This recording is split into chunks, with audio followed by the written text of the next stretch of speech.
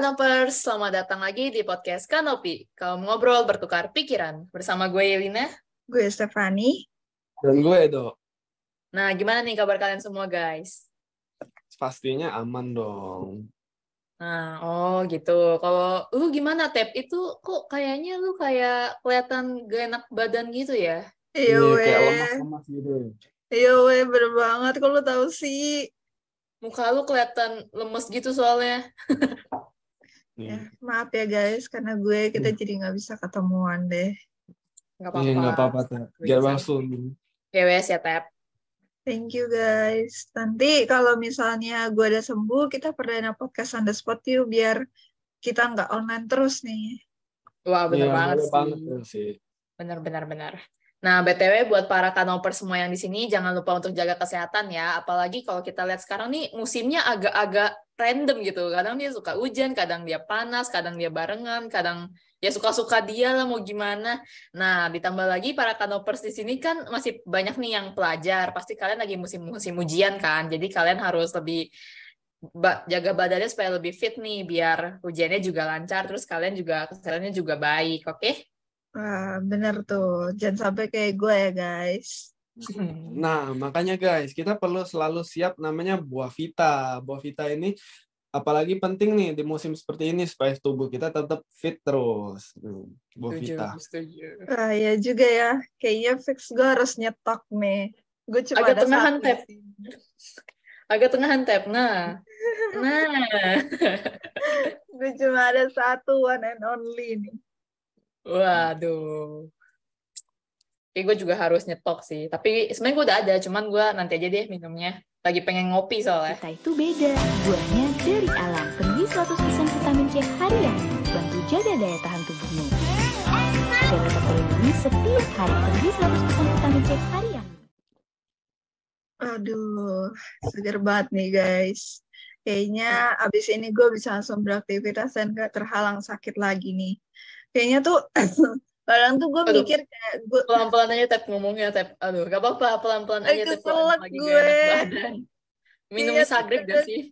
Kadang Makan tuh gue tuh panadol. kayak mikir gue Aduh, tuh ikutan terlalu nih gue. happy nih sampai kerjain tugas sampai sakit begini. Tapi ya gue tuh anehnya tuh tetap enjoy aja gitu walaupun sakit. Terus gue tuh juga kepikiran nih kalau gue misalnya berhenti ngerjain rutinitas gue gini, pernah gak sih kalian tuh mikir kalau aktivitas kalian itu berkelanjutan? Sebenarnya agak random, tapi jadi lu enjoy ya? Kalau lu sakit tuh lu enjoy berarti ya? Sebenarnya nggak terlalu enjoy gimana sih, cuman kayak ya udah mau gimana lagi gitu. Tapi itu bagus juga sih, karena kalau lu sakit terus lu enjoy, jadi kayak bawaannya positif gitu gak sih? Jadi kayak auranya tuh ya lemes, tapi positif gitu, bukan lemes yang kayak mau mati. Oke. Tapi itu ditanya juga nih sama KTP buat para kanopers. Tapi di sini gue mau nambahin pertanyaan juga sih, biar sepaket sama pertanyaannya si Tepi. Di sini kalian ada yang tahu nggak apa arti pembangunan berkelanjutan?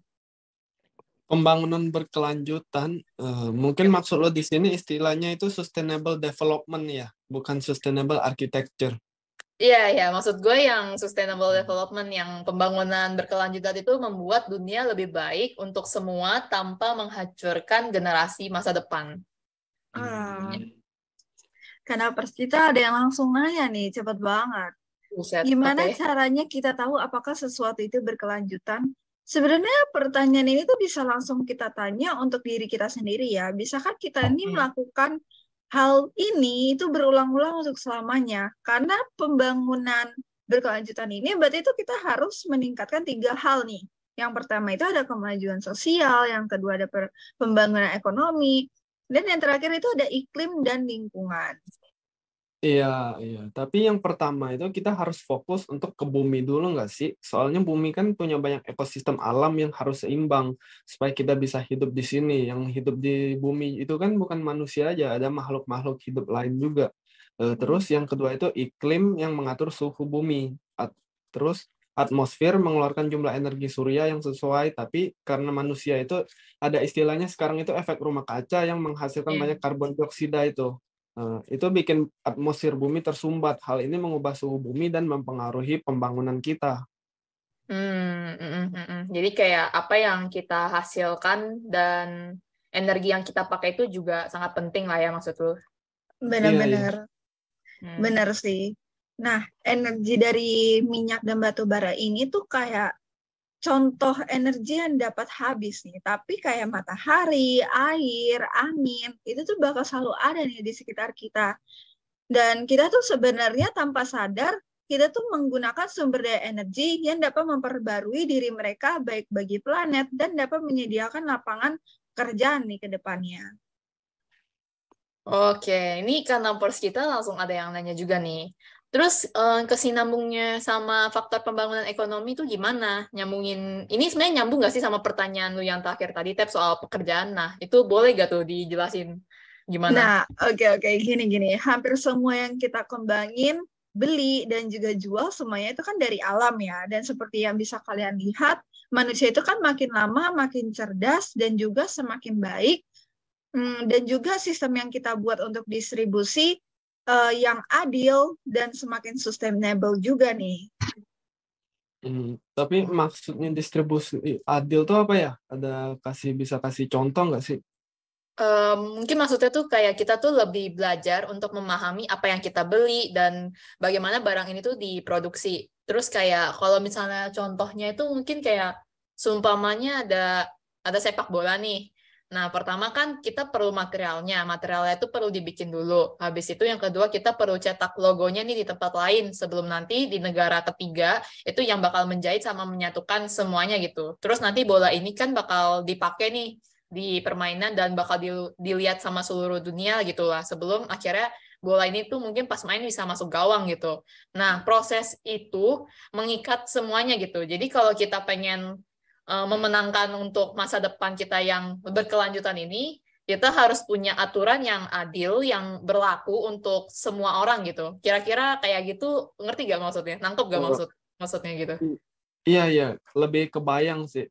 Manusia kan juga bagian dari alam. Justru kita adalah sumber daya yang paling penting bagi dunia. Kita punya pikiran yang bisa menciptakan benda-benda baru, bisa menghasilkan kreativitas untuk menuju diri kita yang menjadi lebih baik. Dan kita sebelumnya itu harus memenuhi kayak beberapa hal nih, seperti kesempatan yang untuk mendapatkan pendidikan, keamanan, pangan, dan obat-obatan.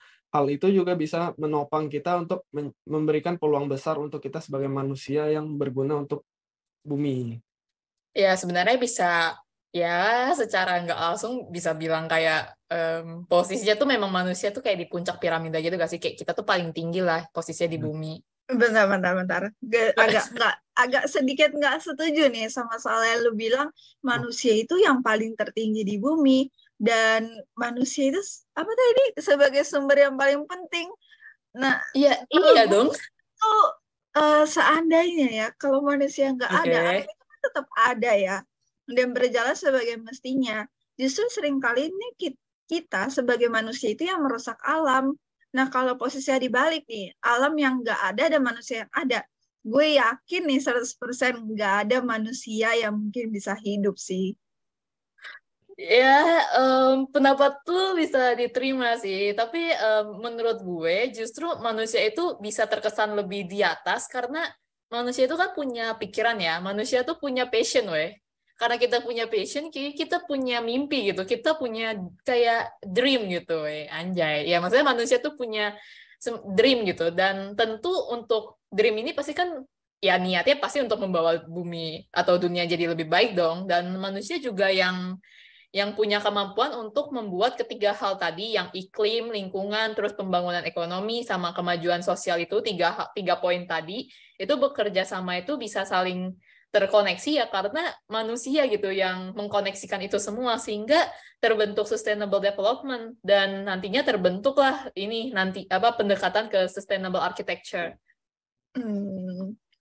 Oke, gue jadi lebih ngerti nih. Tapi ya ngomong-ngomong soal sustainable architecture, banyak kanopers yang belum tahu nih arsitektur juga dapat memberikan manfaat pendidikan, menginspirasi penghuninya untuk mengadopsi praktik sustainable di rumah dan mempromosikan inovasi yang lebih lanjut dalam sustainable design.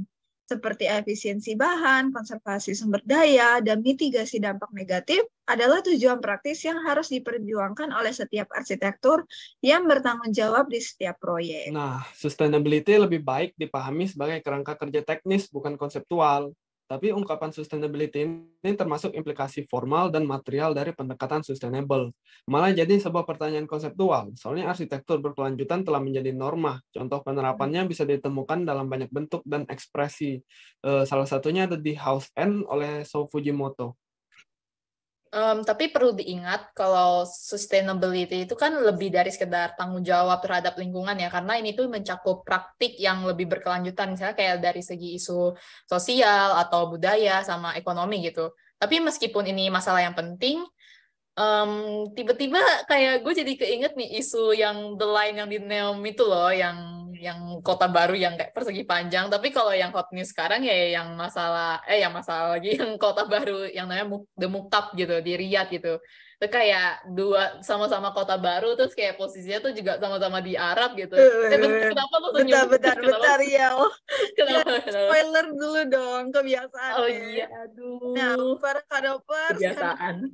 Kena spoiler dikit nih dari Kak Yelina. Episode kali ini tuh kita bakal bertukar pikiran tentang Mukab, gedung pencakar langit yang super tinggi, berbentuk kubus, dan rencana itu untuk pusat kota di Riyadh. Dan isu itu ya, sampai dikaitin sampai hal-hal tentang kiamat-kiamat loh sama netizen, heboh kan.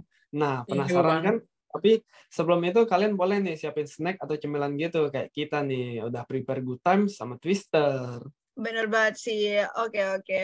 Tanpa lama-lama lagi nih, Bapak Rakanopers, yuk jangan pindah ke podcast lain dulu, karena setelah iklan ini, kita akan membahas hal yang lebih menarik nih, dengan pertanyaan-pertanyaan yang udah kita siapin nih. Pakai apa? Pakai kartu ya? Iya, jadi konsepnya sudah berbeda dari yang biasanya. Oke, see you guys. Diperkaya Choco Chips berkualitas, meleleh berpadu dengan cookingnya. Good Time, nikmati Choco Chips berkualitas. Oh yang dahsyat. Kalau Twister mau. Lihat nih, wafer dan krim terus di-twist abis. Jadi stick wafernya dengan krim lezat di dalamnya. Mau Twister Choco atau Twister Black? Twister, bener-bener dahsyat. Waduh, belum mulai tukar pikiran, gue udah keburu ngemil nih. Maklum ya guys, soalnya gue suka yang manis-manis. Santai, Tep. Gak cuma lu aja kok yang suka makan. Gue sama Yelina juga suka sih Good Times, apalagi Good Times dan Twister. Tapi kalau udah makan tuh rasanya tuh pasti tenggorokannya seret kan. Tapi iya sih. Jangan santai dong. Tentunya kita ada buah vita. Jangan lupa minum buah vita habis itu. Mantap banget, bener banget Don. Ini jangan kebablasan bahas cemilan ini. Kita harus fokus guys. Kita harus fokus sama diskusi tukeran pikiran kita nih. Nah, sebelum kita masuk diskusinya, gue mau deskripsiin sedikit nih tentang The Mukab ini bagi kanopers yang belum tahu. New horizon for Riyadh, a new icon, The Mukab, the world's first immersive experiential destination.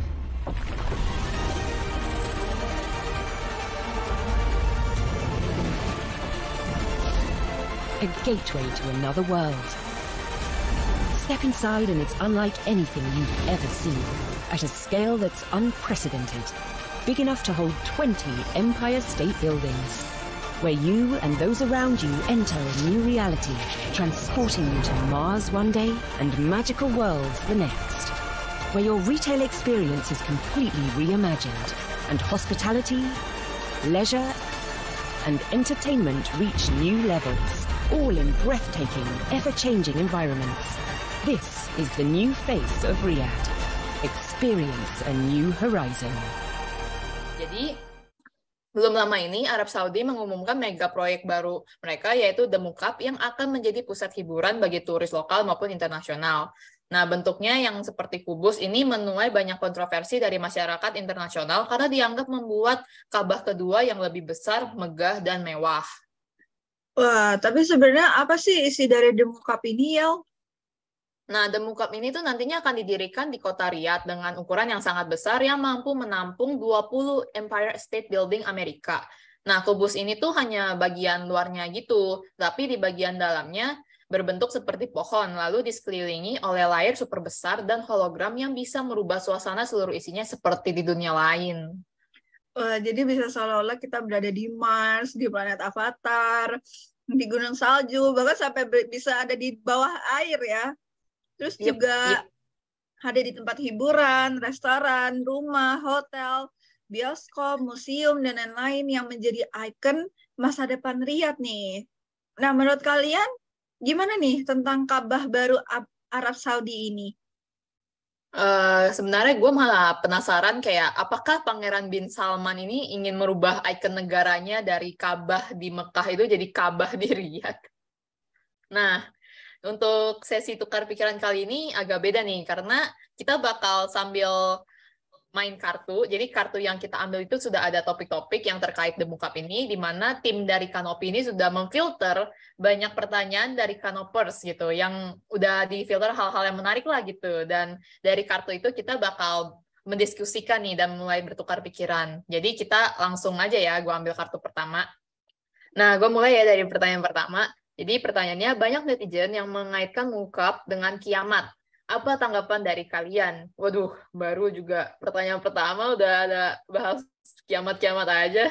Tapi ini pasti gara-gara si Edo mention tadi kan, sempat mention soal Mukab sama kiamat. Jadi ini para Kanopers sih pada heboh nih. Kayak nanya ini maksudnya apaan? Iya nih, soalnya menurut gue ini menarik banget sih bangunannya dikaitin sama kiamat-kiamat sama si netizen itu.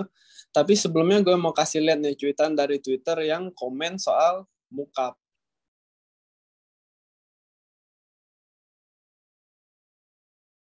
Terus pertanyaannya, siapa yang dimaksud penggembala itu? Kemudian Imam Ahmad dan Ibnu Abbas menjawab orang Arab. Wah, kok gue jadi ngeri ya?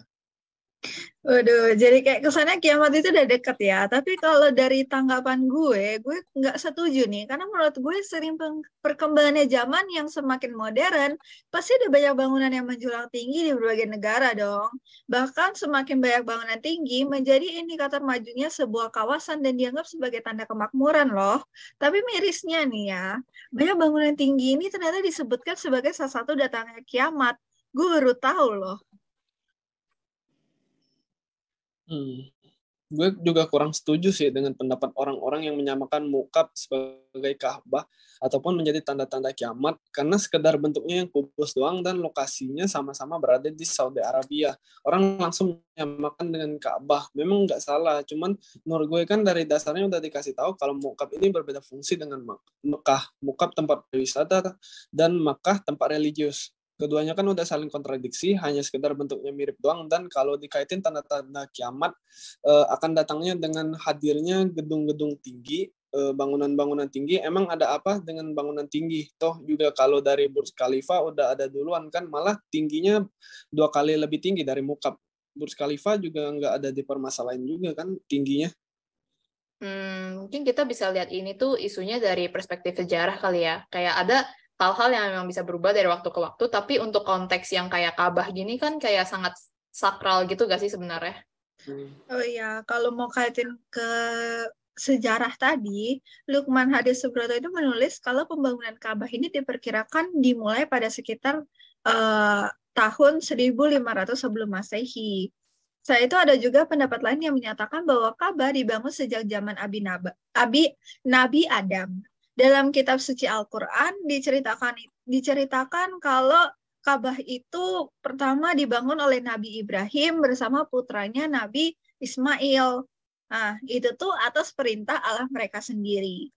Nah, kisah ini tuh dimuat di beberapa surat Al-Quran, yaitu kalau bisa kita dengar, Allah telah menjadikan Ka'bah rumah suci tempat manusia itu berkumpul. Nah, dari konteks sejarah itu kayak kita bisa lihat kan, kayak maksudnya gue paham sih kayak kenapa banyak yang ribut soal ini dan banyak yang kaitin ini ke hal yang kiamat gitu ya, karena pertama Ka'bah itu kan kayak udah jadi bangunan ikoniknya Arab Saudi lah ya, dan Ka'bah itu juga merupakan bangunan yang sangat spesial karena dia punya nilai sejarah, dia punya nilai kebudayaan, dia juga punya nilai agama, dan ya itu seolah-olah tuh udah jadi identitas gitu loh. Dan terus tiba-tiba ada bangunan pencakar langit yang jauh lebih mewah, jauh lebih megah, dan tapi bentuknya tuh sama kayak Ka'bah gitu. Tapi di sini tuh juga bangunan si Mukab ini juga sama-sama di Arab Saudi kan. Jadi kayak kalau menurut gue kesannya tuh kayak seolah-olah tuh kayak mau mengganti ikon bangunan Ka'bah ini dengan si Mukab ini gitu. Dan menurut gue sih gue setuju, justru gue malah setuju kalau misalnya banyak orang yang kurang menerima, karena menurut gue justru dengan masih ada yang istilahnya nggak nerima atau demo gitu soal ini, banyak yang nggak setuju, justru menurut gue itu bagusnya gitu, karena berarti artinya banyak masyarakat tuh yang masih peduli loh sama nilai-nilai kebudayaan mereka. Dan karena mereka nggak setuju itu kan bukan karena mereka mempermasalahkan kehadiran si Mukabnya itu gitu, tapi mereka tuh nggak setuju karena bentuknya itu yang kayak kubus yang mirip Ka'bah gitu. Jadi menurut gue, ya gue setuju aja sih kalau misalnya banyak masyarakat kayak internasional tuh yang kayak nggak setuju sama ini gitu. Ya menurut gue itu hal yang wajar, dan justru dengan mereka nggak setuju, justru itu bagus. Berarti mereka masih peduli gitu sama nilai-nilai kebudayaan mereka sendiri. Menurut gue ya. Tapi bentuk kubus itu sebenarnya juga bukan masalah sih. Karena bentuk geometri persegi itu kan banyak dipakai ya. Dasarnya kan dari persegi ya kubus itu. Nah ini gue langsung coba sambungin ke pertanyaan dari gue lagi ya, soalnya ini pertanyaan nyambung kebetulan sama di kartu gue. Jadi pertanyaan di kartu gue itu yang kedua itu, kenapa bentuk bangunan The Mukab itu seperti kubus? Desain kubus tersebut diadopsi dari gaya arsitektur tradisional Najdi di kawasan itu. Menurut pihak pengembang, Mukab akan menjadi pusat kota modern terbesar di dunia dan wajah baru Riyadh. Bangunan ini juga akan mengadopsi teknologi holografik, digital, dan virtual terbaru. Terlepas dari banyak yang nggak setuju sama bentuk Mukab ini, sebenarnya gue malah setuju-setuju aja sih bentuknya kubus gitu. Soalnya kubus kan geometri general dari persegi, dan banyak arsitek yang pakai juga untuk proyek-proyek lain. Bahkan bentuk kubus itu kan juga hadir karena konteks budaya Said Arab. Dan juga dia kan katanya tadi mengadopsi dari arsitektur tradisional Najdi itu yang ada di Arab.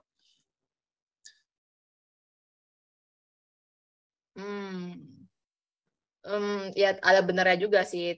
Lu gak salah sama terkait alasan bentuknya gitu. Bahkan banyak juga bangunan yang bentuknya tuh juga kubus atau kayak persegi panjang gitu. Apalagi kayak di perkotaan gini kan kayak banyak yang manfaatin dan banyak yang tahu dan manfaatin keunggulan dari geometri persegi ini. Kayak yang gue baca dari artikelnya Billboard, katanya bentuk kubus itu seringkali digunakan karena lebih mudah, cepat, dan ekonomis untuk dibangun, dan termasuk dari segi bahannya gitu, misalnya dari bahan batu, beton, batu bata, ataupun kayu gitu. Karena dari segi struktur pun yang sudutnya 90 derajat itu terdapat di bangunan yang berbentuk kubus, sehingga secara struktur itu dia kuat gitu. Dan bangunan kotak juga rata-rata kan kayak memberikan rasa aman karena bentuknya yang aman dan ventilasinya yang dapat sejajar dengan lebih baik gitu. Karena itu jadinya membuat sirkulasi udara dan pengaturan suhu itu jadi lebih terkontrol dengan baik. Bahkan saluran listrik dan pipa air lebih mudah juga untuk dimasukkan, sehingga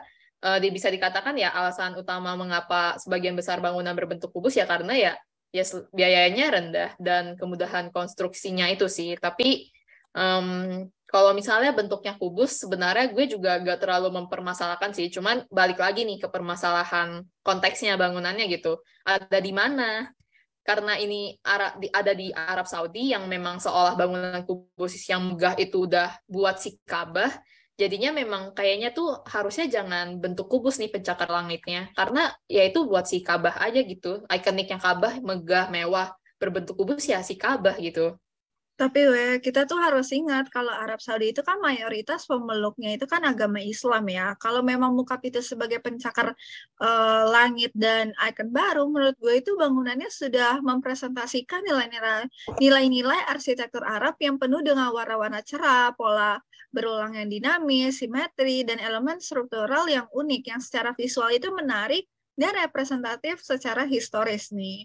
Sehingga bangunan ini tuh nantinya secara kolektif menciptakan warisan budaya Islam nih, warisan budaya Islam, seni, dan juga arsitektur Islam yang mengesankan dan ikonik. Nah, The Mukab ini tuh sebenarnya udah mempresentasikan itu semua sih. Jadi kalau dari kalian setuju ya kalau misalnya bentuknya kayak kubus begitu? Gue sih nggak ada masalah ya. Gue juga setuju sih. Ya gak apa-apa sih sebenarnya, karena kalau dari gue bukannya yang nggak setuju, tapi bukannya nggak setuju sama argumen kalian, tapi menurut gue itu juga benar banget gitu argumen kalian. Tapi gue sebenarnya kayak agak kurang srek aja, karena memang kalau untuk sebuah bangunan ikonik Arab Saudi, menurut gue tuh Ka'bah itu udah yang paling gak bisa seolah-olah tuh diganti gitu sama bangunan baru gitu, karena dari segi nilai kemaknaannya, budayanya, terus kemudian dari sisi keagamaannya, bahkan nilai historisnya, Ka'bah itu tuh jauh lebih jauh lebih bernilai gitu. Dan apakah pantas gitu seolah-olah The Muqab ini tuh ingin menggantikan nilai itu gitu? Dan menurut gue tuh kayak enggak gitu, karena biar aja sih nilai arsitektur si Ka'bah itu tetap dihargai. Kalau memang seandainya pengen membangun gedung pencakar langit, ya setidaknya mungkin bentuknya jangan sama kayak Ka'bah, biar nilai itu tuh seolah-olah tuh gak disaingi gitu dari ukuran dimensi yang jauh lebih besar atau kualitasnya yang mungkin bakal dianggap pasti lebih mewah atau megah gitu gak sih? Iya sih, tapi fungsinya kan bukan tempat ibadah juga, cuman bentuknya aja yang mirip Ka'bah ya. Iya, Dok. Bahkan Pak Ma'ruf Amin, wakil presiden kita juga ngomong kayak gitu nih, dan gue juga tahu itu, maksudnya gue tahu pernyataan beliau ngomong kayak gitu dari website Kementerian Sekretariat Negara Republik Indonesia. Ini langsung munculin aja websitenya. Jadi kayak memang bukan untuk tempat ibadah, tapi masih banyak orang tuh yang menginterpretasikan dengan si Muqab itu dengan si Ka'bah gitu. Jadi setidaknya kalau memang Muqab itu bukan buat tempat ibadah, jangan sampai orang itu mensalahartikan atau menginterpretasikan ini tuh jadi hal yang nggak sesuai sama fungsinya si The Muqab ini gitu. Karena masih banyak yang salah menginterpretasi ya, karena ya itu bentuknya itu memang kayak mirip gitu loh. Iya sih, nggak apa-apa ya. Kalau misalnya kurang serak, namanya juga opini kan ya. Kita bebas, setiap orang bisa berpendapat nih. Tapi justru dari perbedaan pendapat itu kita bisa saling tukar pikiran nih. Sekarang mungkin kita ganti kali ya, gue yang ambil kartu. Nah, untuk pertanyaan selanjutnya nih, kenapa Arab berambisi membangun Muqab setelah hadirnya fenomena tentang wacana The Line? Oke, gue coba jawab ya. Sebenarnya ini tuh bukan proyek ambisius pertama Arab Saudi, karena negara ini itu memiliki setidaknya 5 proyek gila-gilaan nih. Mulai dari kota futuristik Neom, proyek Laut Merah, resort mewah Amala, proyek warisan budaya di Adgiria, dan taman hiburan mewah di Qiddiya. Reformasi ini tuh dirancang untuk membuka diri terhadap dunia, termasuk aturan untuk mengakomodasi investasi nih di sektor pariwisata. Wah, benar banget sih. Memang Arab Saudi ini aku baca-baca kalau soal proyek agak gila-gilaan ya. Ini menurut tulisan dari redaksi Asia Today, proyek bertajuk The Muqab ini tuh merupakan bagian dari visi 2030 Arab Saudi untuk mendiversifikasi ekonomi kerajaan dan untuk mengurangi ketergantungannya pada pendapatan dari ekspor minyak yang ada di Arab. Oh, sorry, agak motong ya, tapi benar. Jadi, The Muqab itu katanya sih merupakan rencana untuk menciptakan pusat kota terbesar dan modern di dunia, dan akan menjadi tujuan intersif serta pengalaman pertama di dunia yang lengkap dengan teknologi digital dan virtual dengan holografi terbaru. Nah, proyek ini nanti akan dipimpin langsung oleh putra mahkota, itu si Muhammad bin Salman, yang dimana dia juga akan menampilkan museum, universitas, teknologi, dan juga desain. Ada teater intersif juga, dan itu tuh bakal lebih dari 80 tempat hiburan deh pokoknya di dalam sana. Wah, gila sih, banyak banget. Tapi guys, mau menambahkan nih, gue sempat baca kata seorang kritikus yang juga seorang reporter Intercept, Murtaza Hussein. Katanya membangun Ka'bah baru yang secara eksklusif ditunjukkan untuk kapitalisme agak terlalu sulit. Tapi sebenarnya gue yakin sih, terlepas dari tujuan itu gitu, pasti dia punya tujuan lain gak sih? Kalau nggak, ngapain mereka sampai ada proyek kota baru melulu? Maksud lu tuh gimana ya? Ya, kalau dari pembahasan kita yang tadi, itu kan memang alasan kayak alasan permukaan aja loh. Maksudnya kayak kalau menurut gua ada kayak maksud tersembunyi nih secara gak langsung kenapa mereka tuh gencar-gencar banget nih rencana proyek-proyek kota baru gitu.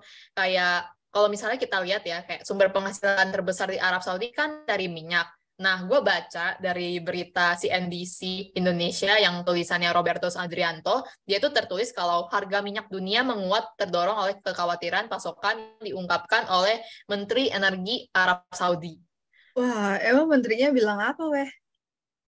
Jadi kalau dari ungkapannya si Pangeran Abdulaziz ini, bin Salman, pas konferensi Future Initiative Investment di Riyadh, itu dia bilang kayak, adalah tugas saya untuk menjelaskan bahwa kehilangan stok darurat mungkin menyakitkan di bulan-bulan mendatang. Jadi, ya bisa aja alasan sebenarnya itu bukan buat pengalaman yang teknologi dunia baru lah, atau dunia modern, atau lain sebagainya gitu, yang hubungannya sama virtual dan holografi baru. Mungkin aja tuh, ya mungkin terdengarnya soal buat kemajuan manusia ya, tapi ya mungkin aja kan kayak untuk ngumpulin uang dari investor mungkin. Iya, jadi kayak arsitektur tuh kayak bukan untuk tujuannya manusia aja, tapi arsitektur tuh kayak punya relasi dengan konteksnya termasuk sama perubahan sosial. Jadi kayak sehingga tuh proses desainnya tuh juga kita perlu melihat isu-isu yang terjadi di sana yang dapat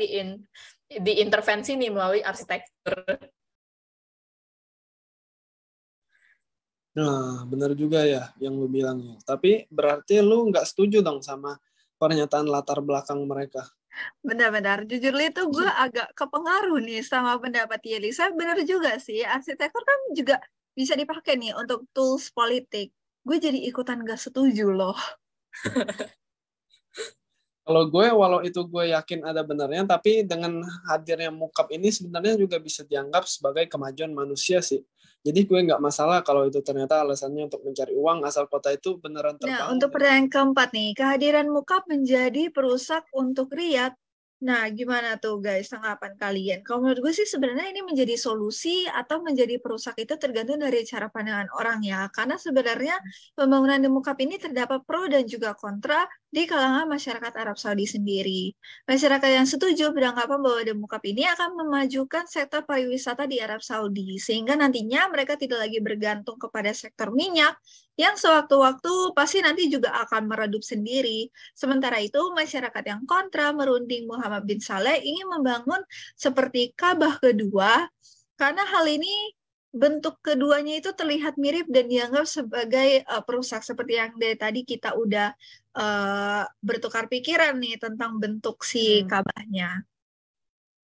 Wah, ya juga sih, benar juga. Mungkin pembangunan The Mukab ini dikhawatirkan akan jadi kiblat dunia hiburan layaknya Ka'bah yang menjadi kiblat salat bagi seluruh umat muslim di dunia kali ya. Iya, benar banget sih. Kayaknya sih gitu. Dan tampaknya Muhammad bin Saleh sedang membangun Ka'bahnya. Apakah dia akan menegakkannya sebagai kiblat baru bagi para jemaah umat muslim? Tulis akademisi Asad Abdul Khalil di Twitter resminya. Nah, menurut gue jawabannya tuh kurang menjadi kebutuhan karena pemerintah tuh cuma berusaha untuk tidak bergantung lagi dari sektor minyak dan ingin memajukan, kayaknya tuh untuk memajukan pariwisatanya ya. Mungkin kita harus tahu dulu kali ya, kayak sebelum ada The Mukab ini, di Riyadh itu kondisinya tuh gimana dulu? Kayak apa masalah di sana sehingga bisa dijawab dengan solusi The Mukab ini. Dan kan kita pasti tahu ya, saat ini Riyadh juga masih ditinggali loh sama warganya saat ini. Maksudnya di sana tuh ada kehidupan juga di sana. Dan misalnya kayak kita bisa lihat dari kondisi ekonominya atau kesehatannya, karena saat itu kan Arab Saudi sempat agak tergoncang tuh karena pandemi COVID-19 kan. Atau kita bisa lihat masalahnya dari segi isu sosialnya, mungkin kualitas pekerja di sana, atau bahkan dari isu politiknya yang di sana mungkin masih ada terjadi perang gitu, perang nyaman gitu. Nah, kemudian yang agak bermasalah juga mungkin dari masalah iklim yang ada di Arab Saudi gitu. Nah, kalau misalnya kita lihat si Mukab ini tuh mungkin memang kalau dianggap sebagai perusak kayaknya agak berlebihan sih bahasanya, tapi memang gue juga gak yakin kehadiran Mukab itu tuh bisa memberi solusi untuk permasalahan yang ada di sana gitu. Dan dari kemajuan teknologi dan lain-lain itu mungkin akan memudahkan masyarakat, tapi itu juga jadi pertanyaan, apakah nantinya teknologi itu juga punya dampak buruk yang bisa merusak ke lingkungan di sana gitu? Gue percaya sih kalau setiap teknologi pastinya punya dampak baik, besar atau sedikit terhadap lingkungan, karena biar bagaimanapun pastikan ada sisa buangan energi dari teknologi. Di satu sisi gue juga merasa kalau kehadiran teknologi dalam arsitektur itu emang bagus, tapi kalau konteksnya kayak model mockup ini malah kayak kesannya kita masuk ke dunia game atau dunia fantasi yang semuanya itu layar semua dan kita berpikir seolah-olah nyata padahal enggak. Nah, itu gak sih yang bisa jadi kemungkinan merusaknya? Kayak jadinya tuh merusaknya bukan hanya dari segi kesesuaian konteks site, tapi juga dari sisi psikologis user gitu dalam merespon konsep mockup ini. Karena itu kan ibu kotanya tuh sudah pasti banyak kegiatan masyarakat beraktivitas kan ya di sana. Bayangin aja semuanya tuh rasanya kayak virtual gitu. Bahkan yang sekarang serba digital aja punya dampak buruk nih buat anak-anak, remaja, dan juga dewasa. Iya benar nih, gue kutip dari artikel Diskominfo Kabupaten Badung yang membahas dampak psikologis dari penggunaan gadget seperti malas melakukan aktivitas keseharian, menumbuhkan sikap egosentris, memicu berkembangnya konsumerisme, dan konsentrasi menurun. Dan lain-lainnya. Jadi, dan hal itu tuh juga bisa mengganggu ke perkembangan anak gitu ya. Dan selain itu juga kalau kita lihat dia tuh bisa menimbulkan penyakit mental kayak yang ditulis oleh Novi Fuji Astuti di artikelnya, di mana beberapa penyakit mental yang karena penyebabnya teknologi itu seperti antisosial, gaming disorder, depresi, dan lain sebagainya. Nah, kebayang nggak lu kalau misalnya semuanya tuh full digital gitu, dan gue yakin pasti dampaknya bakal lebih buruk. Wih, gila sih. Malah jadi serem nggak sih gue ngebayanginnya. Nah, arsitektur kan seharusnya arsitek yang bertanggung jawab nih untuk mempertimbangkan orang-orang yang akan menggunakan bangunan tersebut, mengenali karakter dan kebutuhan si user, dan juga kasih solusi melalui intervensi ruang arsitektur itu sendiri. Dan belum lagi kalau misalnya kita lihat di video ya, itu kan kayak ada banyak pohon-pohon gitu tuh. Nah, sebenarnya ini jadi pertanyaan juga nggak sih, kayak gimana caranya the mockup itu dapat cahaya matahari. Kayak kan itu soalnya kayak dibungkus gitu, kayak disangkar gitu sama kubus kan. Terus kayak nanti penduduk di dalam mockup ini juga artinya nggak bakal dapat sinar matahari gitu. Tapi ya iya sih, soalnya kalau di video kan dia bilang usernya itu bisa bakal ada di dunia fantasi gitu. Dia bisa ada di dunia A, dunia B, suasana C, D gitu segala macem. Dan dia juga bilang kayak si user mungkin aja gak bakal tahu itu waktunya pagi, siang, atau malam gitu. Nah, kalau misalnya gue disuruh tinggal di situ sih kayaknya gue mungkin bakal betahnya bentar doang gak sih? Maksudnya kayak kalau misalnya kita lihat, sekarang kan Riyadh itu juga ada kehidupan aktivitas masyarakat di sana. Nah, nanti kalau misalnya mau menjalankan proyek ini juga, perlakuan mereka terhadap site yang berlangsung itu tuh bakal kayak gimana ya? Maksudnya kayak gimana perlakuan dia tuh terhadap lingkungan site aslinya, itu kan juga jadi pertanyaan gitu. Karena peran arsitek kan juga terkait bagaimana nantinya perlakuan arsitek terhadap si site, kondisi site sekarang gitu. Itu sih ya. Gue malah kepikir soal seberapa besar energi listrik yang bakal mereka pakai buat itu mockup. Bakal banyak banget nggak sih? Bisa meledak itu PLN yang di Arab. Mohon maaf, itu di Indonesia ya. Salah server nih. Aduh, salah. Berarti merusak yang kita diskusi ini ya. Lebih ke buat user sama alam ya. Tambah penggunaan energi juga pasti boros ya. Betul, yes. Walaupun sebenarnya secara ekonomi mungkin emang memberi keuntungan gitu ya, kayak bakal banyak profit yang datang, investor bakal banyak yang ngasih, yang nanam uang lah di sana ibaratnya, terus kayak banyak lapangan pekerjaan yang mungkin bakal terbuka. Tapi kita harus ingat kalau kota ini tuh bakal ditinggali sama penghuninya gitu. Dan dampak negatifnya itu jauh lebih besar dan jauh lebih parah, apalagi kalau misalnya dikaitin sama isu pemanasan global yang sekarang gitu. Nah, betul tuh. Jadi ini kita intinya tuh setuju nih ya kalau mockup malah jadi perusak. Oke, kita gantian nih. Siapa nih yang mau bacain kartunya? Gantian gue ya.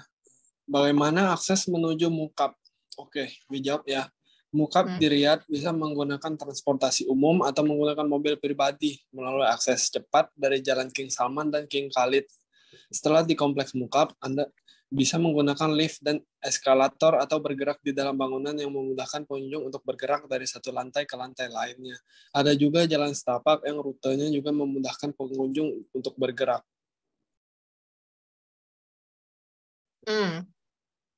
Tapi itu jadi solusi masalah transportasi atau sirkulasinya gitu nggak ya? Misalnya kayak di Jepang nih, mereka kan untuk mengakali solusi transportasi di sana itu mereka melakukan pembagian bus jadi kayak per distrik gitu. Nah, kalau misalnya yang di sebelumnya juga yang kayak misalnya di Neom yang The Line, itu kan mereka inovasinya tuh pengen ada kereta bawah tanah yang dimana bisa jalannya itu cuma butuh 5 menit dari titik berangkat sampai titik pulang. Terus kayak di permukaan tanahnya itu ya nggak ada perlu transportasi kendaraan gitu. Dan mereka juga udah mendesainnya itu kayak setiap bagian itu udah didesain lebih mudah untuk diakses dari satu tempat ke tempat lain per tiap area gitu. Dan kalau misalnya yang di Mukab ini bisa kasih penjelasan yang lebih rinci gak? Dia itu kayak modelnya kayak gimana sih? Jadi luasnya itu bakal melebihi dari 19 km dari kota Riyadh. Butuh waktu sekitar 20 menit dari Bandara Internasional Riyadh yang dekat sama Jalan King Salman dan King Khalid tadi. Menurut kepemerintahan Pangeran bin Salman, The Mukab itu akan menampung ratusan ribu warga. Dengan Mukab sebagai pusat kota, proyek ini akan mencakup lebih dari 104.000 unit hunian, 9.000 kamar hotel, 900.000 meter persegi ruang retail. Selain itu, proyek ini akan menyediakan ruang kantor seluas 1,4 juta persegi, 6.620.000 meter luas aset rekreasi, dan 1,8 juta meter persegi ruang yang didedikasikan untuk fasilitas komunitas. Wah, detail banget ya. Berarti seluruh pengembangan terutama ini difokuskan pada keberlanjutan dengan area hijau, jalur pejalan kaki, dan bersepeda. Dan sebagian besar area tempat tinggal dan juga tempat kerja di dekatnya, serta pilihan hiburan yang dapat diakses dalam radius tidak lebih dari 15 menit ya untuk berjalan kaki. Nah, para kanopers, di setiap program sirkulasi jalan transportasi itu akan dikelilingi oleh teknologi digital dan juga virtual dengan holografi kata bisnis traveler. Wah, itu perpaduan teknologi dan arsitekturnya pasti berasa banget ya. Soalnya bentuk kubik Mukab ini terinspirasi oleh gaya arsitektur Najib modern yang juga digunakan dalam pengembangan proyek Giga Diriyah di Riyadh. Wah, kalau dengar dari penjelasannya kayak udah meyakinkan banget ya untuk program transportasi dan sirkulasinya. Karena itu sebenarnya jadi bagian penting juga sih untuk membuat suatu strategi kota gitu ya. Dan untuk kita memahami lebih baik bagaimana pendekatan program itu penting untuk kita untuk memahami bahwa interpretasi program itu bervariasi dari waktu ke waktu. Seperti halnya pentingnya program untuk pentingnya program untuk bentuk arsitektural. Jadi kayak program-program dalam kota itu sangat mempengaruhi kualitas kotanya. Jadi kayak misalnya bisa berpengaruh dari segi sektor keamanannya, kenyamanannya, kemudian dari segi kualitas ruang dan usernya, itu semua berpengaruh tuh. Dan itu juga salah satu yang sangat mempengaruhi dari bagaimana si arsiteknya itu mendesain si program-program yang di dalamnya gitu. Iya, bener banget. Kalau programnya sih menurut gue harusnya sudah aman ya, walaupun ini skalanya lebih besar karena kan dari Dubai, Arab juga kayaknya udah biasa ya bangun-bangun yang kayak gituan. Iya, benar-benar. Kalau gitu, gue lanjut ke pertanyaan berikutnya ya. Biar seru nanti mungkin kita bakal pakai ChatGPT nih, biar tahu perspektif dari AI. Jadi nggak cuma perspektif dari kita aja nih. Nah, kita ke pertanyaan selanjutnya nih, ke pertanyaan ke-6. Di Arab terkenal dengan arsitektur yang berteriak. Nah, saat ini adakah arsitektur Arab yang masih memikirkan hal-hal yang menjadi constraint atau semua menjadi berteriak? Nah, ini ada beberapa jawaban dari ChatGPT. Untuk ringkasnya, secara umum itu arsitektur Arab mempertimbangkan batasan-batasan seperti iklim dan nilai-nilai budaya serta agama dalam desainnya. Tapi arsitektur Arab juga terus berkembang dan berevolusi sehingga tidak semua desain arsitektur Arab ini akan mempertimbangkan batasan tersebut. Sehingga beberapa desain arsitektur modern Arab mungkin lebih menekankan pada ekspresi kreatif dan juga modernismenya. Oke, tapi memang untuk pertanyaan ini agak sulit ya untuk dijawab dengan pasti karena kan ini menyangkut preferensi estetika yang sangat subjektif gitu ya. Namun ada faktor yang dapat mempengaruhi kecenderungan bangunan di Arab Saudi itu untuk berteriak gitu. Contohnya kayak pengaruh dari modernisme dalam beberapa dekade terakhir, kemudian banyaknya bangunan di Arab Saudi yang dibangun dengan gaya modern dan kontemporer yang mengabaikan elemen tradisional dan lokal yang biasanya ada di dalam arsitektur Arab gitu. Dan gaya arsitektur modern ini sering menekankan garis dan bentuk geometris yang tajam dan minimalis, dan beberapa orang mungkin menganggapnya kayak hal ini itu terlalu mencolok atau malah jadinya berteriak. Kayak bangunannya itu jadi saling berteriak, namun di satu sisi kayak itu mungkin aja menunjukkan pada bangunan yang dibangun dengan gaya arsitektur yang unik jadi mencolok gitu, dan sehingga terlihat seperti bangunan yang sedang berteriak atau yang ngejek satu sama lain lah ya. Dalam konteks Arab mungkin merujuk pada bangunan-bangunan yang saling berdekatan atau yang memiliki desain yang kontras atau berbeda secara ekstrim satu sama lain dan berdekatan sehingga terlihat seperti sedang berteriak satu sama lain. Benar tuh. Terus juga ada persaingan nih ya dalam pembangunan di mana beberapa kota besar di Arab Saudi ini seperti Riyadh dan Jeddah telah mengalami pertumbuhan pesat dalam beberapa dekade terakhir nih, dan ada persaingan sengit antara pengembang untuk membangun bangunan-bangunan besar dan mengesankan yang dapat menarik perhatian. Karena itu, makanya nih beberapa bangunan dibangun dengan tujuan untuk menonjolkan keunikan dan keberanian desain mereka. Dan juga ada seperti yang tadi dijelaskan oleh Kak Yelina, ada juga nih preferensi estetika yang dimana beberapa orang itu mungkin memiliki preferensi estetika yang berbeda dan lebih suka bangunan yang berteriak atau mencolok nih. Mereka mungkin menganggap desain yang mencolok itu sebagai bentuk kreativitas dan ekspresi individual yang menarik. Ya. Tapi buat para kanopers perlu dicatat bahwa ada juga banyak contoh bangunan di Arab Saudi yang dirancang dengan mempertimbangkan konteks dan batasan yang relevan dan memadukan elemen tradisional dan modern dalam desain mereka. Nah, kalau misalnya kita lihat dari diskusi kita, mungkin kalau sebelumnya kan kayak yang pembahasan ini kan kayak tentang bangunan sama bangunan nih. Nah, kalau yang saat ini terjadi nih kota baru sama kota baru gitu kan, kayak mau menyala sendiri, ya gak sih? Benar. Oke, mungkin ke pertanyaan selanjutnya kali. Mungkin Kak Edo mau melanjutkan? Oke. Pertanyaan selanjutnya, apa yang melatar belakangi negara Arab untuk membangun arsitektur yang selalu kontroversial? Waduh, oke. Nyambung ya sama yang topik tadi. Iya, gue coba jawab ya. Arsitektur Arab seringkali dikaitkan dengan agama Islam dan budaya Timur Tengah yang dapat menyebabkan perdebatan kepercayaan yang kuat. Kontroversi tentang pertentangan konteks sosial, budaya, dan lingkungan di mana bangunan dibangun memicu pro dan kontra terhadap desain yang lebih terintegrasi dan relevan dengan kebutuhan masyarakat.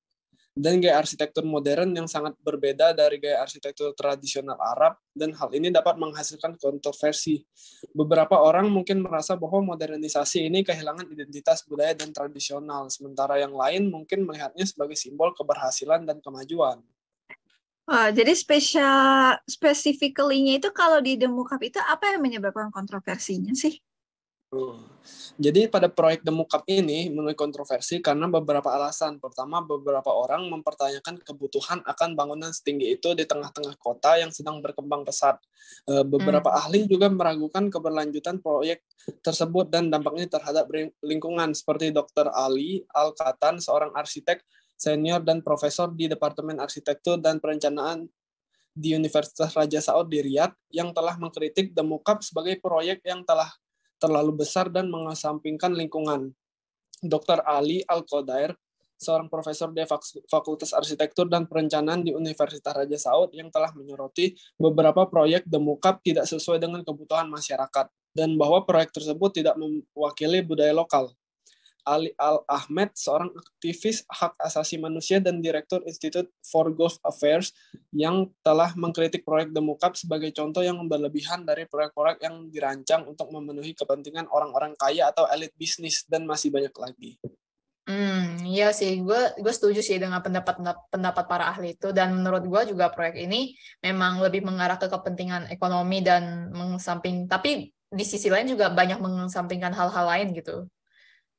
Mungkin menurut dari kalian gimana? Kalian juga setuju?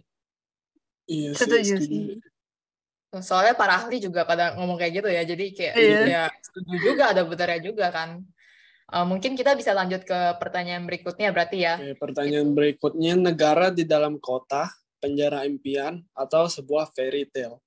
Is it good or a disaster? Waduh. Mungkin biar seru kayak tadi, boleh kali kita tunjukin jawaban dari ChatGPT menurut mereka, menurut si ChatGPT ini tuh kota ideal itu kayak gimana sih? Gitu. Menurut ChatGPT, kota ideal itu ada beberapa karakteristik yang mungkin dimiliki oleh sebuah kota yang dianggap ideal, antara lain infrastruktur yang baik dan terintegrasi seperti sistem transportasi publik yang efisien, jalan yang lancar, sistem pengelolaan air dan limbah yang baik, dan layanan kesehatan yang memadai. Lingkungan yang aman dan bersih dengan ruang terbuka hijau yang luas dan taman yang baik serta sumber daya alam yang terjaga. Menurut gue di sini tidak seharusnya Demukap di Riyadh itu dikatakan sebagai negara di dalam kota atau sebuah penjara. Kedua istilah ini tidak sesuai dengan deskripsi proyek tersebut yang merupakan bangunan pencakar langit yang dirancang sebagai pusat kegiatan bisnis dan komersil, termasuk hotel, apartemen, pusat perbelanjaan, dan fasilitas olahraga. Tapi ya menurut gue nggak salah juga gak sih kalau misalnya secara gak langsung itu dibilang kayak penjara, karena kan semua fasilitas itu ya pasti udah ada di dalam box itu, sehingga kita tuh kayak seolah-olah tuh terkurung nggak sih di dalam box, dan kita tuh kayak kehilangan kontak sama dunia luar. Bahkan di dalam Demukapnya itu juga punya screen yang gede banget, yang seluas bangunan box itu, yang dimana kita tuh bisa bebas mengganti suasana yang ada di dalam box itu. Tetapi justru walaupun kita bisa merubah segala macam suasana yang di dalam itu, justru itulah yang malah membuat kita tuh secara gak langsung terputus sama hubungan kita dengan alam yang sebenarnya. Dan mungkin aja nanti kalau ada orang yang mau, misalnya ya, ada orang yang mau ke pantai nih, dia gak perlu lagi nih ke pantai, tapi secara suasana berasanya tuh di pantai, itu tuh udah cukup. Dan sedangkan yang kalau misalnya itu terasa hanya di pantainya yang ada di dalam box itu kan, yang berasa kan cuma dari segi indera visual, pendengaran, sama penciuman aja gak sih? Dan tapi di satu sisi keberadaan kita yang sesungguhnya itu secara semua indera ini kan nggak terjadi di sana. Malah kemampuan sense kita bisa aja jadi menurun. Apalagi itu sangat instan, kayak kita bisa langsung merasakan apa yang ingin kita rasakan, suasana apa yang ingin kita dapat. Karena itu kan kayak custom dari layar aja gak sih? Nah, justru itu menariknya ya. Kita selama itu tuh nggak pernah merasakan arsitektur melalui pengalaman kayak gitu. Dan menurut gue tuh ini tuh jadi inovasi yang menarik karena kita kayak berasa ada di dalam dunia game, tapi dengan skala yang besar nih. Dan menurut gue ini tuh jadi pengalaman yang sebelumnya kita belum pernah merasakan, dan setidaknya tuh kita bisa mendapatkan hal-hal baru, dan juga kita tuh jadi kayak belajar hal-hal baru nih. Bayangin aja kalau lu berada di suasana kayak di dunia Avatar yang ada batu-batu yang floating kayak gitu, atau kayak di dunia lain yang secara realistis nggak mungkin terjadi. Dan itu tuh kita bisa dapetin tanpa kita tuh harus menggunakan kacamata virtual lagi. Dan ada juga tuh yang melihat proyek ini tuh juga banyak sebagai langkah maju dan juga inovatif. Dan gue setuju sih sama hal ini. Sekarang gue jadi bingung mau setuju yang mana. Awalnya gue juga sepemikiran sama si Tepi, tapi setelah dipikir lagi pernyataan Yelina juga ada benarnya sih. Mungkin balik lagi ini tergantung jangka waktu penggunaannya kali ya. Sama tergantung si usernya gimana. Mungkin ada justru yang suka dengan hal itu, tapi ada juga yang nggak suka. Tapi itu sebenarnya balik lagi tergantung pemakaiannya. Mungkin kalau ada orang yang suka dengan inovasi itu, kalau terlalu lama juga bosen. Atau kebalikannya, yang kurang suka pasti bisa merasakan hal yang baru di teknologi ini. Benar Gitu. banget. Benar sih, ya benar sih. Berarti kayak Langsung tergantung lanjut ke orang pertanyaan. aja ya. Iya. Aduh, maaf. Nggak sabar nih, langsung lanjut ke pertanyaan selanjutnya. Oke, boleh dilanjutkan ya, Dok. Oke, pertanyaan selanjutnya. The real future has come. Oke, untuk proyek pembangunan mega di Arab Saudi ini memang dilandaskan untuk menciptakan sebuah kota baru yang didesain sepenuhnya berdasarkan konsep dan teknologi modern, yang diharapkan menjadi pusat ekonomi, teknologi, dan industri yang inovatif dan berkelanjutan di Timur Tengah. Wah, walaupun proyek ini menjanjikan dan banyak potensi dan kemungkinannya sebagai pusat perkembangan teknologi dan industri, tapi pasti tetap ada beberapa kritik yang dilontarkan terhadap proyek ini ya. Beberapa kritikus mempertanyakan kayak keberlanjutan proyek ini tuh dampak sosialnya terhadap masyarakat lokal serta potensi kerusakan lingkungan yang dapat terjadi itu kayak gimana gitu. Ya, benar banget sih. Makanya kita tuh, oleh karena itu keberhasilan proyek ini tuh sebagai sebuah masa depan yang tercipta yang akan sangat bergantung pada bagaimana pemerintah dan juga masyarakat ini mengatur proyek Demukap ini nih, yang dapat memberikan manfaat bagi masyarakat setempat dan tidak merusak lingkungan sekitar. Oke, pertanyaan selanjutnya, bisakah dibilang mencerminkan arsitektur? Architecture responding context or context responding architecture? Arsitektur Arab merespon konteks dan kondisi lokal dikembangkan dari lingkungan gurun dan padang pasir, sehingga bangunan-bangunan tradisionalnya terinspirasi dari kebutuhan untuk melindungi diri dari panas dan angin kencang, serta menciptakan tempat tinggal yang tetap nyaman. Tapi memang caranya itu merespon arsitektur Arab dengan tinggi-tinggi dan kaca-kaca ya? Enggak dong, memang beberapa tahun terakhir ini terdapat banyak pembangunan megah dan modern di negara-negara Arab yang seringkali mengabaikan konteks lokal dan lingkungan sekitar.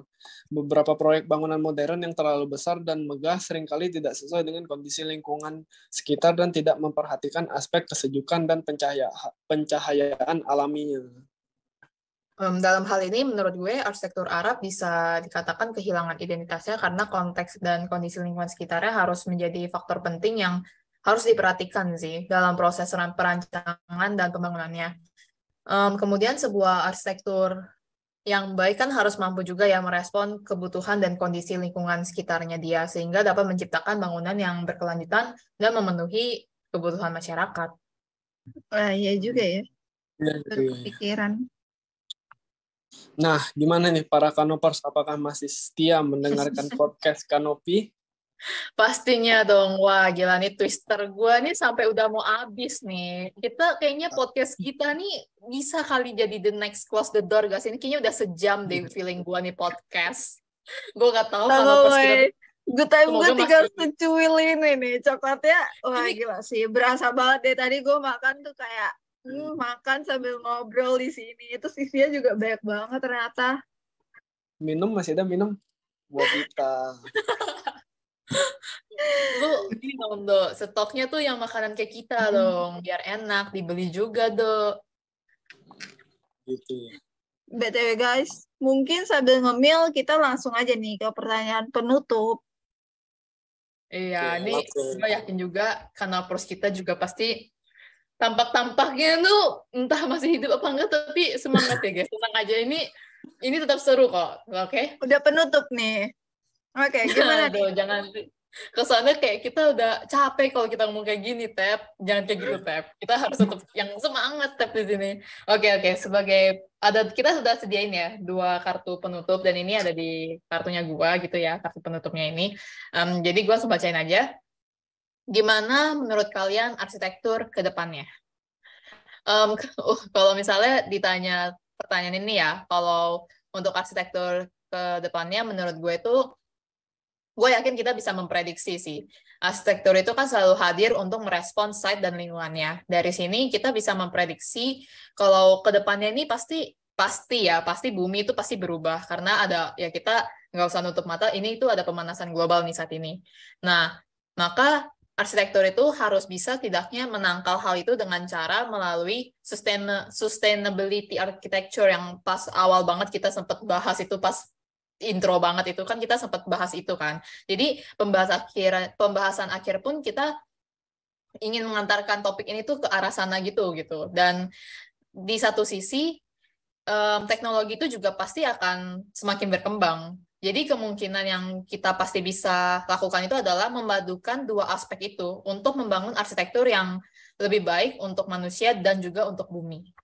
Jadi itu kayak memadukan teknologi dan sustainability ya. Lu punya contohnya nggak sih, Yel? Kayak biar gue dan Canopers itu ada bayangan. Ya, ini gue ada contohnya nih. Ini berita, bukan berita sih, ini inovasi baru banget lah. Ini baru bulan Maret 2023. Jadi kayak misalnya nih perusahaan desain manufaktura karya tim Dinosaura MS ini, mereka bikin material baru dari bekas cangkang telur, terus mereka kembangin jadi batu bata dengan metode 3D printing. Menurut gue ini pendekatan yang bagus dan unik karena mana ada sih dari kita yang kepikiran bikin material dari cangkang telur ayam. Oh iya, menarik sih ini, dan ini juga termasuk biomaterial alami. Mereka Betul. membantu mengurangi limbah sampah dan memberi potensi untuk benda yang biasanya dianggap sampah, tapi mereka manfaatkan ulang. Bentar guys, ada yang nanya nih, sustainable architecture itu apaan? Oke, aku jawab ya. Tadi Yelina mungkin belum jelasin ya artinya ya. Nah, arsitektur berkelanjutan atau sustainable architecture ini juga dikenal green architecture, yang merupakan arsitektur yang berusaha untuk meminimalkan dampak negatif lingkungan bangunan dengan efisiensi dan moderasi dalam penggunaan bahan, energi, dan ruang pengembangan, dan juga ekosistem secara luas. Nah, aspek materiality-nya itu jadi penting banget di sini, karena kita tuh juga nggak boleh berpatokan menggunakan kayu dari pohon-pohon itu secara terus-menerus, tetapi diperlukan kualitas material yang baik. Nah, untuk kasus mockup ini masih sangat dipertimbangkan nih, apakah itu yang menjadi urgensi saat ini untuk dibangun, karena kita melihat dari kawasan yang ingin dibangun skalanya satu kota, tentu diperlukan kematangan dalam hal pembangunannya, salah satunya dari material yang dipilih. Tapi jadi pertanyaan lagi nih, material bangunan yang sebelumnya itu akan diapakan? Bakal diolah, dibuang, atau diapain? Salah satu alasan material itu jadi penting juga kan karena keperluan tempat tinggal atau bangunan kan pasti bakal menambah ya, karena jumlah penduduk juga bakal naik. Dan artinya jumlah material yang digunakan juga pasti akan meningkat. Di sini kita perlu ada suatu pendekatan baru nih yang memiliki kualitas yang setidaknya tuh sama atau lebih baik dari segi material itu sendiri gitu. Tapi juga gak banyak maksudnya material itu juga gak banyak menghasilkan sampah limbah buangan yang bisa berbahaya untuk ekosistem kita. Selain itu, kita juga harus memaksimalkan potensi dari barang-barang bekas atau yang tidak terpakai, atau mungkin barang-barang yang kita tuh seringkali lewatkan gitu, padahal itu punya potensi gitu ya. Dan pencapaian ini menurut gue juga jadi perpaduan antara arsitektur dan teknologi yang bisa diterapkan secara langsung sih. Wah, gila sih. Nah, jadi sebagai pertanyaan terakhir nih ya. Terus opini kalian tentang The Mockup itu gimana? Dari gue dulu ya. Gue rasa netizen itu lebih banyak fokus ke pembahasan tentang si bangunan The Mockup itu deh. Tapi terus gimana untuk manusianya? Jujur gue aja nggak tahu apakah desain dan tata letaknya udah diatur sedemikian rupa di mockup itu bisa membuat kondisi manusia dari psikologi dan sosialnya menjadi lebih baik. Gue ngebayangin gue kalau ada di dalam ruang kubus itu yang tingginya tuh tinggi banget. Kayak berasa dikurung dan gue nggak bisa lihat langit dengan bebas. Dalam artian gue nggak bisa lihat langit dengan luas, nggak bisa lihat matahari, nggak bisa interaksi dengan alam. Karena udah ada model-model ruang lain. Terus semua rasanya akan sama, nggak ada lingkungan yang berbeda karena lewatnya juga udah sama, udah ditentuin. Apalagi gue juga tahu kalau yang gue lihat itu screen hologram kayak Videotron. Jadi semua dinding di sekitar kita tuh layar semua. Gue tahu itu nggak nyata, tapi kalau hidup di sana seolah dipaksa untuk kayak hidup di dunia fantasi gitu. Iya sih, benar banget. Kayak keberagaman suasana di tempat itu tuh hilang, kayak kota tapi versi AI beneran aja gak sih? Iya, benar. Nah, padahal kalau dari gue ya, kalau dari gue sendiri, padahal untuk membangun kota itu kan kompleks ya, bahkan banyak banget aspek yang saling berpengaruh dari jalan, inovasi, kendaraan, perkembangan zaman, psikologi, manusia, sosial, isu kesehatan, lingkungan, dan lain-lain. Itu tuh kita tuh sebenarnya bisa belajar dari penjelasan sebelumnya tentang tata kota grid, dan juga belajar dari transportasi publik di kota-kota Jepang. Nah, setidaknya tuh mereka tuh berusaha mencari solusi untuk memperbaiki masalah-masalah yang ada di dalam kota mereka. Dan itu tuh sebenarnya nggak segampang itu loh, dengan menggabungkan berbagai macam teknologi canggih ke sebuah kota, pasti banyak dampak negatifnya juga. Dan mungkin tuh kita dimudahkan, tapi tuh di sisi lain kita tuh nggak tahu dampak yang jauh lebih parahnya itu seperti apa. Mungkin aja berdampak ke kesehatan kita karena radiasi dari berbagai gelombang radiasi dan lain-lainnya. Gitu gak sih menurut kalian? Iya, itu juga nggak salah sih. Kalau misalnya dari opini gue, mungkin menurut gue dibanding harus bangun kota baru, gue lebih menyarankan untuk memperbaiki apa yang perlu diperbaiki dengan masalah yang ada di sana saat ini gitu. Dibandingkan seolah-olah kayak kita bikin baru dan maksa warganya untuk masuk ke kota itu.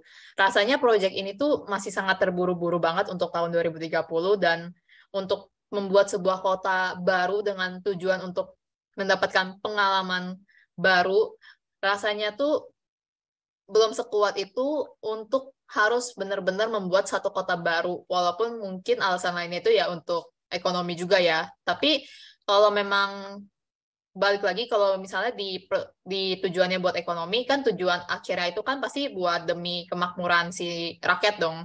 Nah, karena kalau misalnya kita lihat isu yang sekarang ini, kita tuh harus kayak lihat apa yang terjadi sekarang itu loh, kayak tentang isu pemanasan global. Jadi kayak apakah kota yang baru itu bisa menjawab isu pemanasan global ini? Dan kalau seandainya memang tujuannya untuk si rakyat Riyadh, dalam artian menambah nilai ekonomi dan wisatanya si Mukab ini, setidaknya juga harus bisa selesaiin masalah yang ada di dalamnya terlebih dahulu, bukan langsung membuat hal baru untuk menyelesaikan masalah yang seolah itu jadi solusinya gitu. Kayak ibaratnya ada akuarium, terus ikan-ikannya di sana lagi pada sakit. Kita tuh gak pecahin akuariumnya, tapi kita perbaiki air di dalamnya, maka ikan yang tadi tuh jadi lebih sehat, tapi dengan rumah yang sama gitu. Menurut gue sih kayak gitu sih. Ya. Wah, episode kali ini berat banget ya, Kanopers. Mungkin Kanopers yang lagi nonton ini udah ada yang ketiduran sih. Tapi nggak apa-apa. Jangan gitu dong, aduh. Nggak apa-apa dong. Videonya kan masih bisa diulang. Mungkin Kanopersnya lebih milih tidur, terus nonton ulang nanti. Oh iya sih, bener banget sih. Harus nonton ulang sih ini. Aduh. Tentunya episode kita masih tetap saling bertukar pikiran tentang summary dari topik-topik podcast sebelumnya yang kita rangkum menjadi satu episode podcast dengan pokok pembahasan tentang The Mukab Riyadh, Arab Saudi. Iya, bener banget.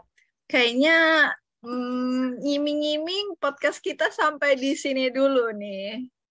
Ya, selalu deh. Padahal lagi seru-serunya materi pembahasannya. Tapi pasti bakal lebih seru gak sih kalau misalnya ada podcast selanjutnya? Betul banget. Tapi nggak apa-apa. Buat para Kanopers yang masih ingin mendengar kesenangan kita, keseruan kita di podcast Kanopi ini, yuk simak terus setiap episodenya.